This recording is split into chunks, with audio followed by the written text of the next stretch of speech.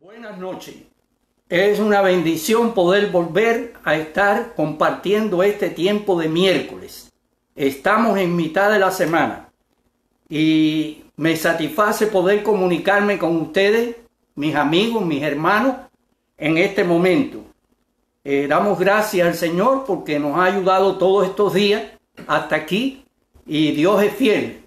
Y como dijo allí en el tiempo de Samuel, hasta aquí nos ayudó el Señor, ¿verdad? Ebenezer.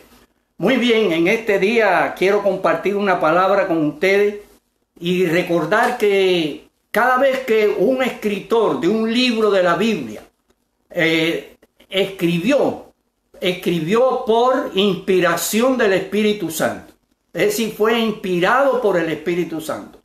Y por eso podemos asegurar cada uno de nosotros que el autor de la Biblia, el autor de cada libro es el Espíritu Santo. Ese es el autor de las Escrituras. Y hay en la carta primera a los Tesalonicenses, capítulo 5, del verso 12 hasta el 24, los versos 12 al 24, hay unas exhortaciones que escribió el apóstol Pablo. Pero yo le he llamado exhortaciones del Espíritu Santo a la iglesia. Exhortaciones del Espíritu Santo a la iglesia. ¿Por qué? Porque el Espíritu Santo es el que inspira cada libro de la Biblia. Y el Espíritu Santo inspiró al apóstol Pablo para escribir cada una de sus cartas, cada una de sus epístolas y esta carta a los tesalonicenses. Bueno, pues tenemos aquí en este pasaje que voy a leer 14 partes de esa exhortación. Pero yo no voy a hablar de esas 14. Yo voy a hablar en esta noche acerca de 3 de esas partes. 3 aspectos, tres aspectos de la exhortación que da la Escritura para nosotros, para ustedes. Esto es tremendo de bueno. Es una condensación, estos 14 elementos, una condensación de una manera de andar en victoria de un cristiano.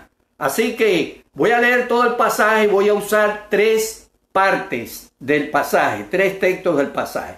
Dice, primera a los Tesalonicenses, capítulo 5, versos 12 hasta el 24. Os rogamos, hermanos, que reconozcáis a los que trabajan entre vosotros y os presiden el Señor y os amonestan, y que los tengáis en mucha estima y amor por causa de su obra.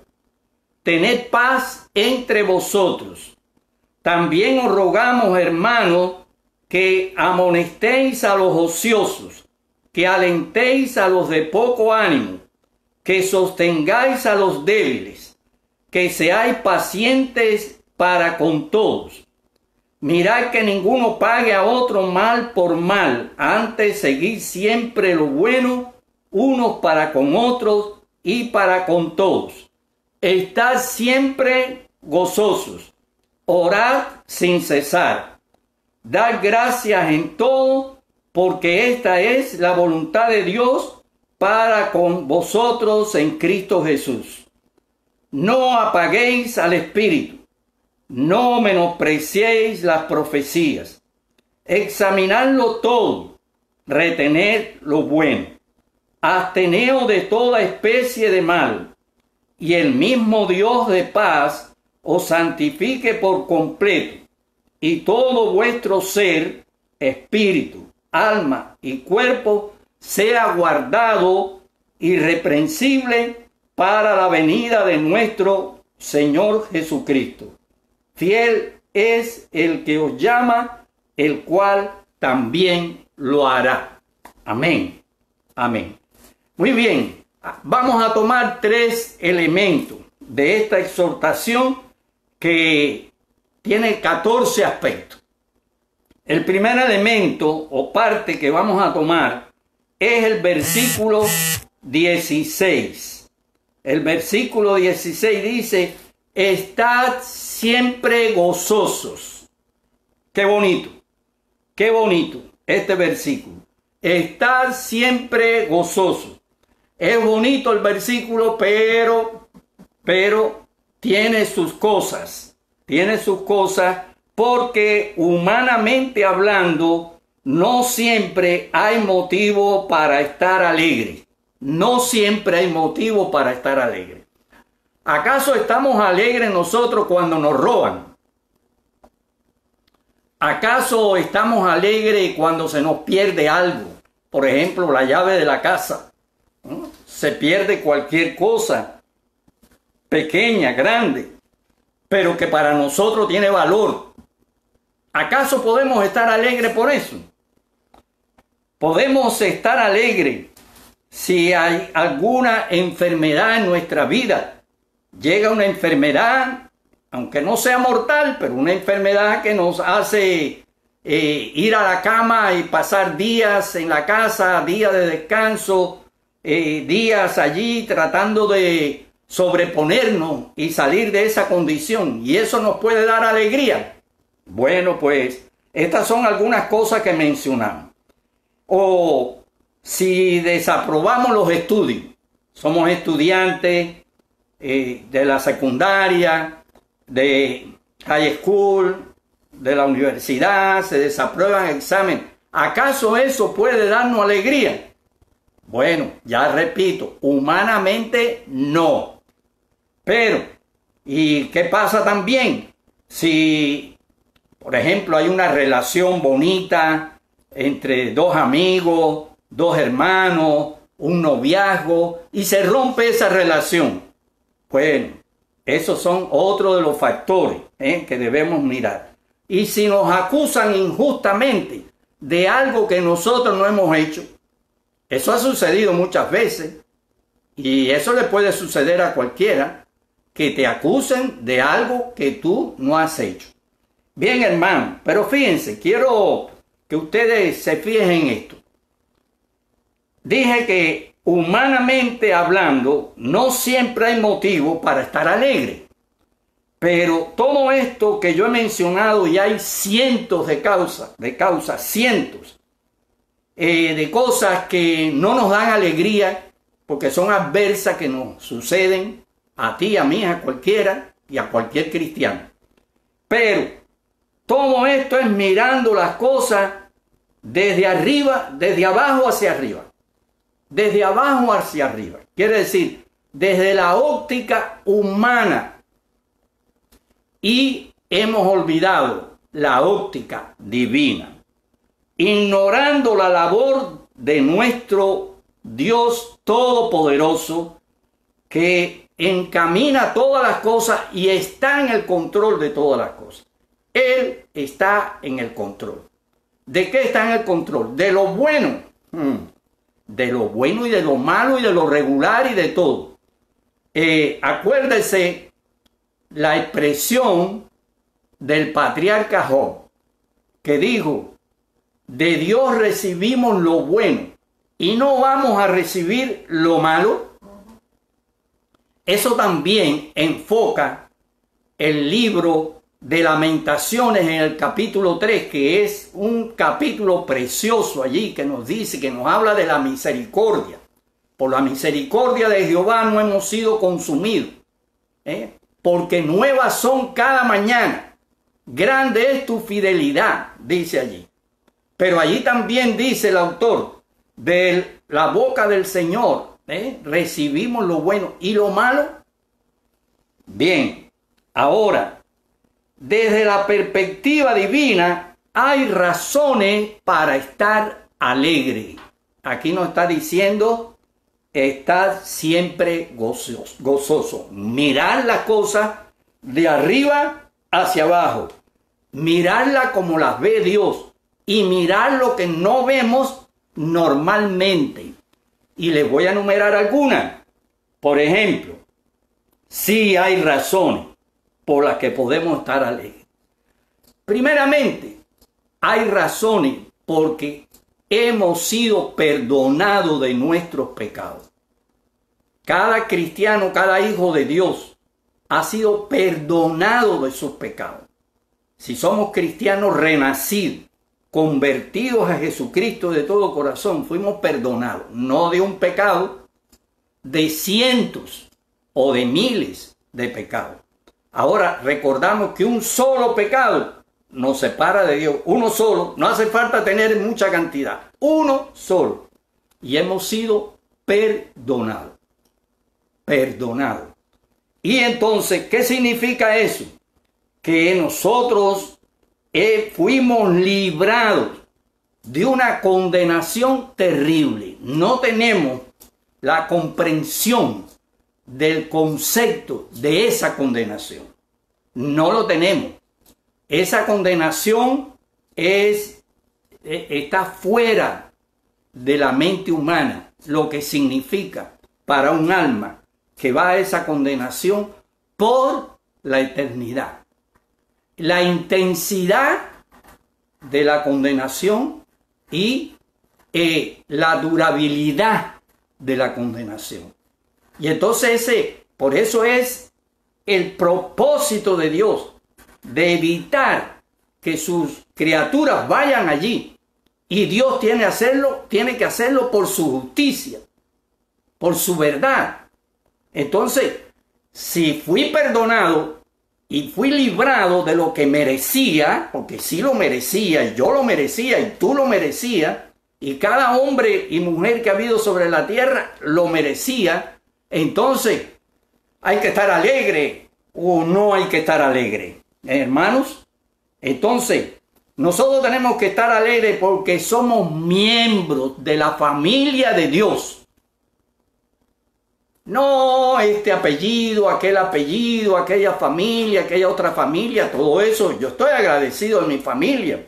Es una familia sencilla y humilde. Pero más que todo hay que estar alegres porque somos miembros de la familia de Dios. Y eso significa que nosotros ya tenemos un derecho dado por Él para participar de su reino. Ese reino que se va a establecer, que está cerquita, que va a ser establecido con la venida del Señor. Y es un reino para siempre, superior a todo lo que ha existido hasta ahora. Y entonces soy un ciudadano de ese reino. Se me dan derechos en ese reino.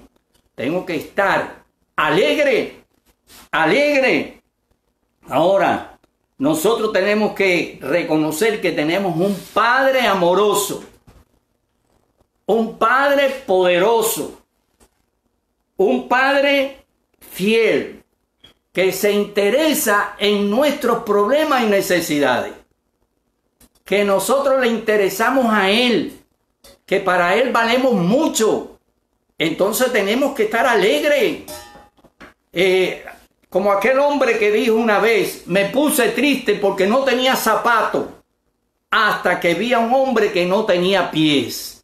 Entonces nosotros tenemos que ver las cosas desde otra óptica. No podemos cegarnos por las cosas malas que nos suceden, por las carencias que no tenemos.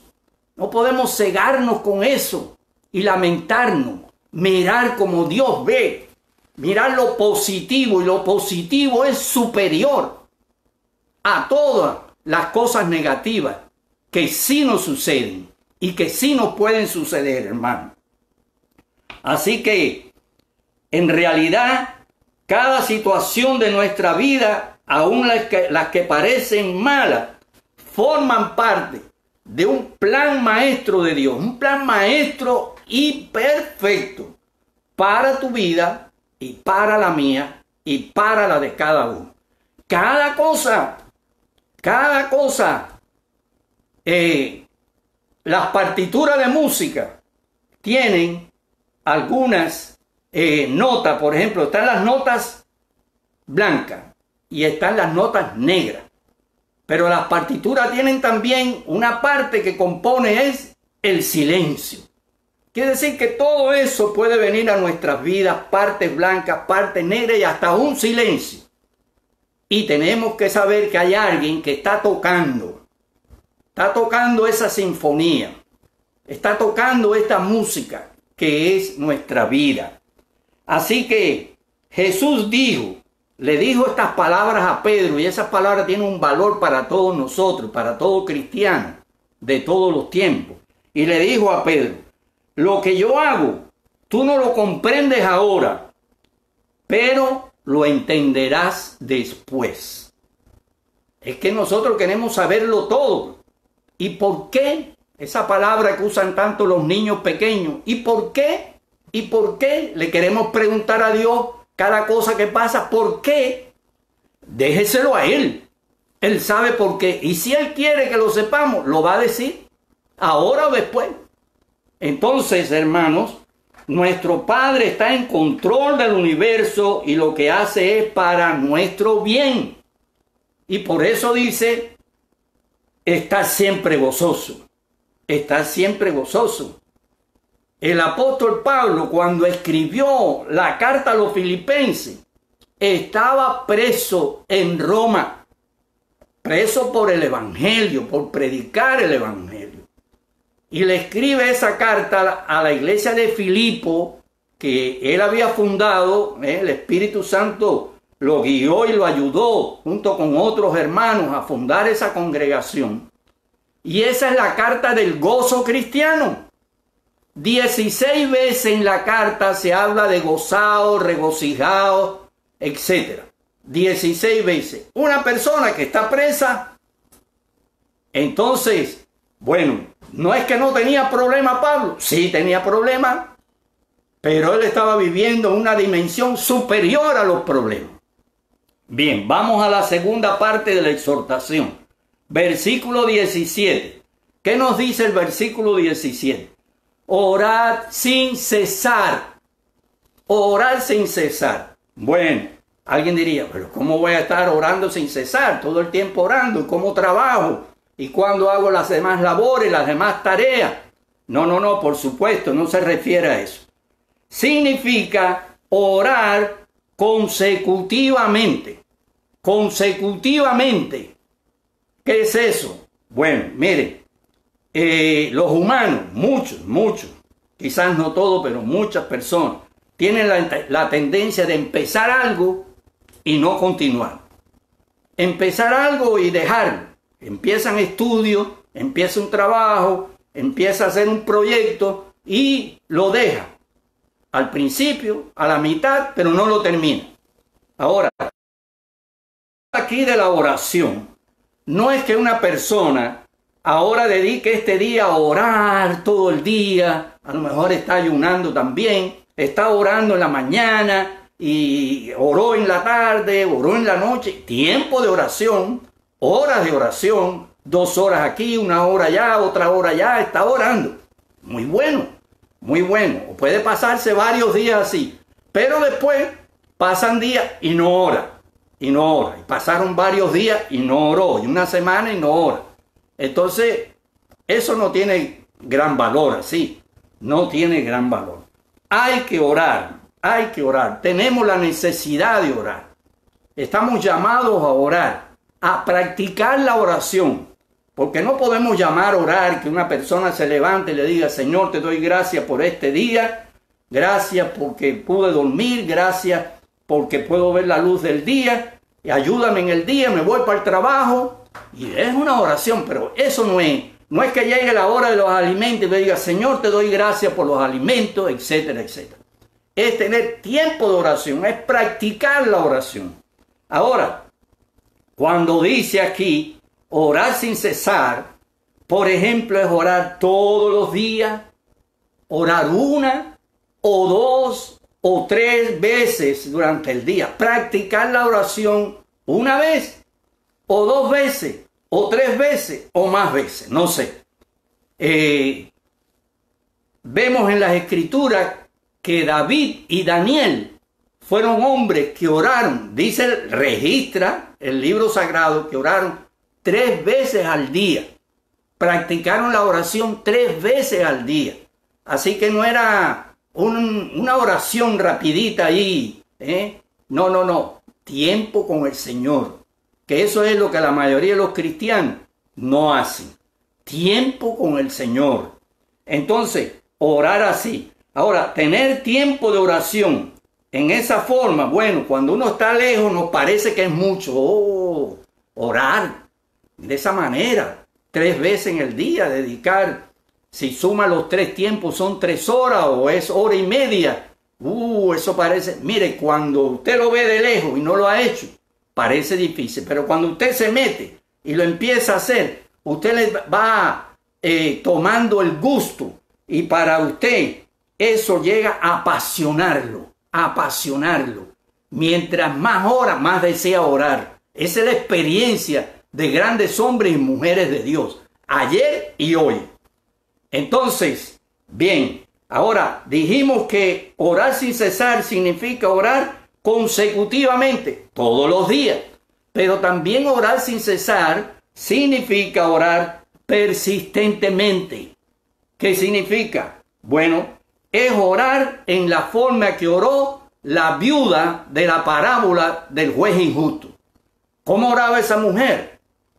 ¿Cómo pedía esa mujer? Todos los días iba a ver al juez, hazme justicia de mi adversario. Y al otro día, hazme justicia de mi adversario. Y otro día, hazme justicia de mi adversario. Óigame, aquel no nos dice la parábola cuánto tiempo estuvo así, pero allá este hombre dijo, se me acaba la paciencia, voy a hacerle justicia para que ya me deje tranquilo. Y eso pasó. Y entonces Jesús dice, oíd, y vuestro Padre que está en el cielo no hará justicia a los que claman a Él día y noche. Les digo que sí. Entonces, ¿qué es lo que tenemos que hacer? Ser perseverantes. Conozco historia que ahora no tengo tiempo de contarla acerca de este hecho. Ser perseverante.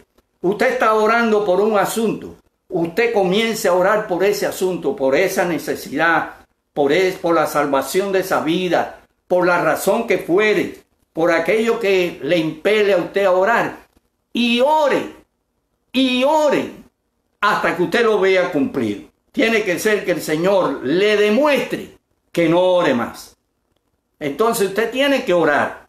Un día, una semana, hay cosas que demoran días, la respuesta de Dios. Otras demoran meses y otras demoran años. Jorge Müller de Bristol, ese hombre extraordinario en la historia de la iglesia moderna, allá en Inglaterra, pues Jorge Müller estuvo orando 25 años por 2 amigos para su salvación. Después de 25 años de orar por ellos, los amigos se entregaron a Cristo. Jorge Müller siguió orando por otro amigo y murió Jorge Müller. Y a los 50 años de haber estado orando, ¿qué pasó? Ese amigo se entregó a Cristo. Él no lo vio, pero el amigo se entregó a Cristo. Ser perseverantes en oración. No importa, el hecho que usted no vea la respuesta no significa que Dios no lo va a dar. El hecho que usted no vea la respuesta no significa que no sea la voluntad de Dios. Entonces usted ore. ¿Hasta qué punto debemos orar? Se debe de tener uno cuando ocurran una de estas 3 cosas. Usted tiene que dejar de pedir por algo cuando Dios se lo da. Usted estaba orando por una cosa y Dios se lo dio. Como dijo Ana, Señor, por este niño oraba y tú me lo diste. Y yo lo traigo para presentarlo a ti.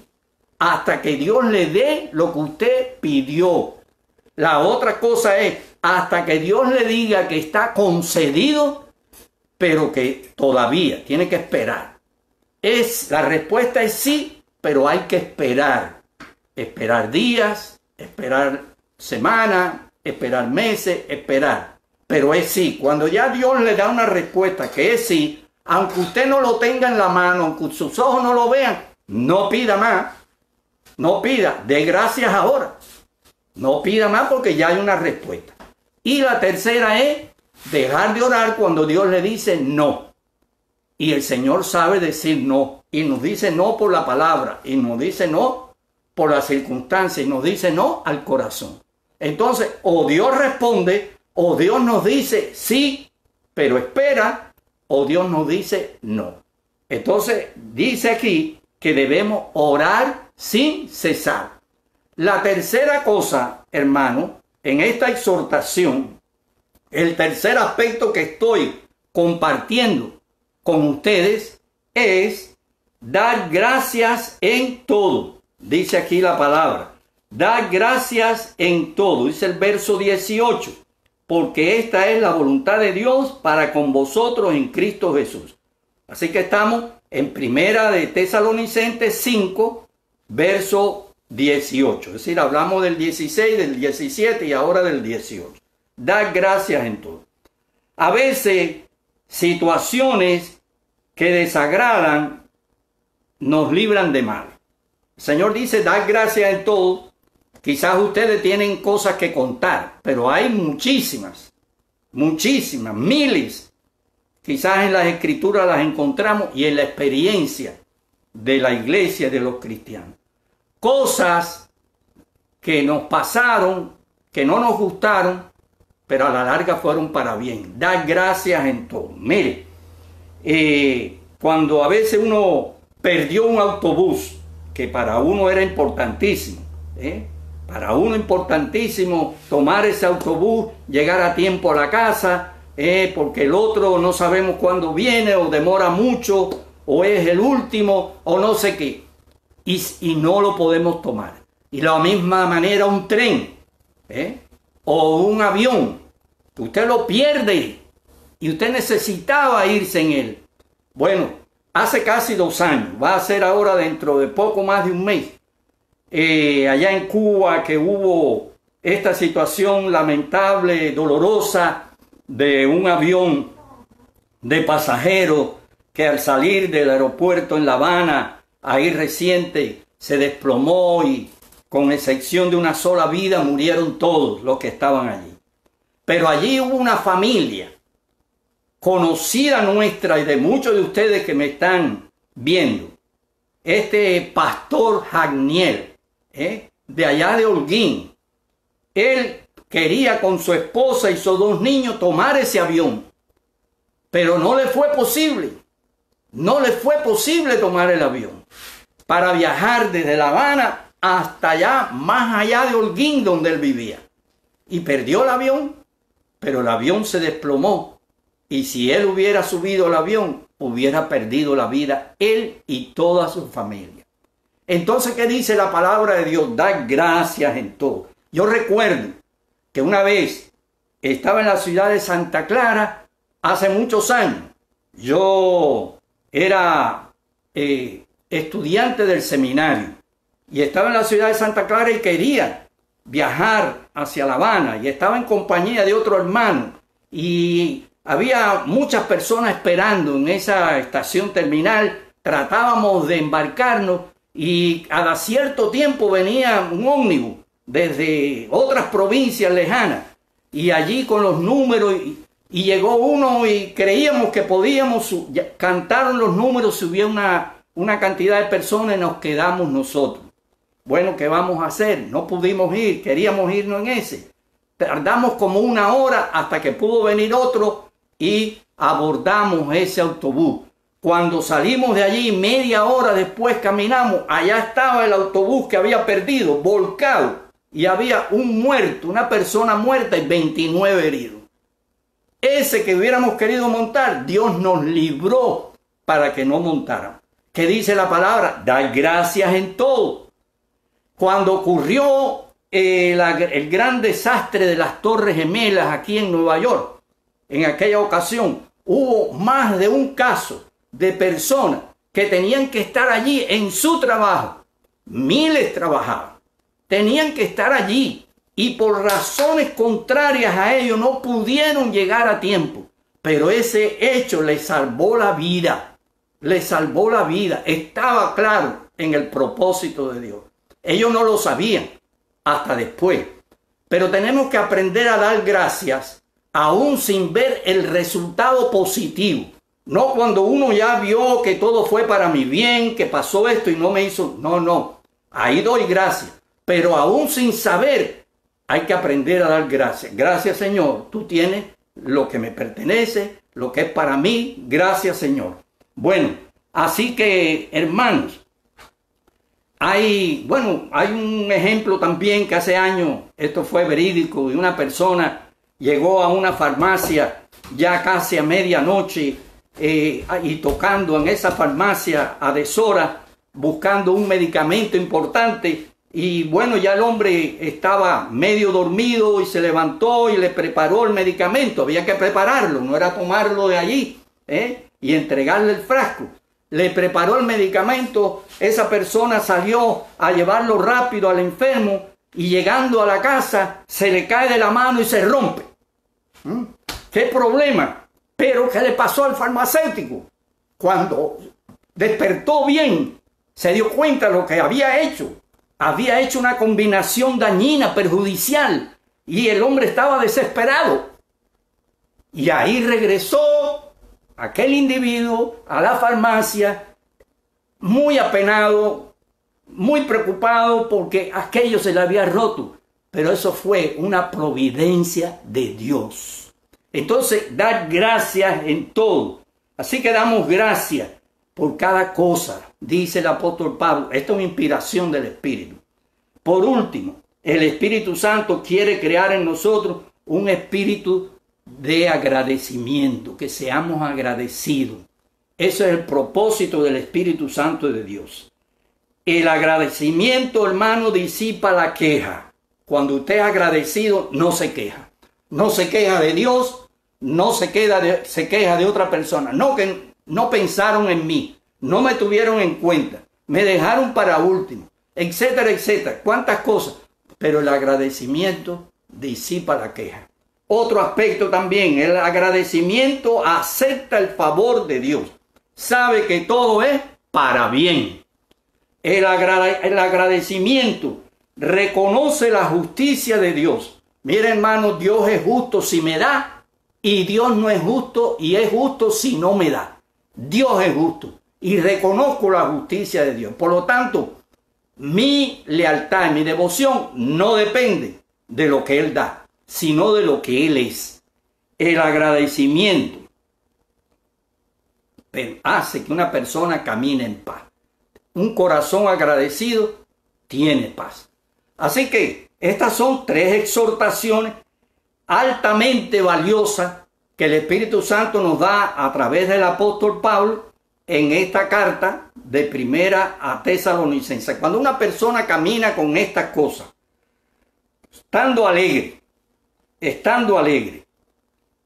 teniendo práctica de oración y siendo agradecido, es una persona que camina en victoria y su vida se manifiesta a otros. De alguna manera va a bendecir a otros. Que Dios les bendiga ricamente. El próximo miércoles, con el favor del Señor, y si Cristo no ha venido antes, vamos a continuar con esta porción. Si pueden, léanlo en sus hogares algunas veces. Primera a Tesalonicenses 5, del 12 al 24. Vamos a continuar con otros aspectos de esta exhortación del Espíritu de Dios. Oremos. Bendito Dios, gracias te damos por este tiempo, esta tarde. Gracias porque no es palabra de hombre la que estamos diciendo, es lo que dice la palabra tuya, palabra viva y eficaz, y que fue dicha hace más de 2000 años, no solamente para aquella iglesia de Filipo, sino para toda tu iglesia en todo tiempo y lugar. Bendice a los hermanos que han oído y visto este video, y te ruego por aquellos que los van a oír y ver, y haz que seamos edificados por la palabra. Te lo estamos pidiendo en el nombre de Jesús. Amén. Amén. Dios les bendiga.